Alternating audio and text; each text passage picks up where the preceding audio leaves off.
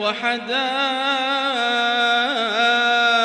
غلبا وفاكهة وأبا متاعا لكم ولأنعامكم.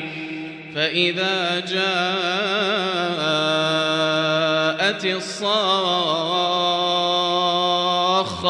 يوم يفر المرء من أخيه وأمه وأبيه وصاحبته وبنيه لكل امرئ منهم يومئذ شأن يغنيه.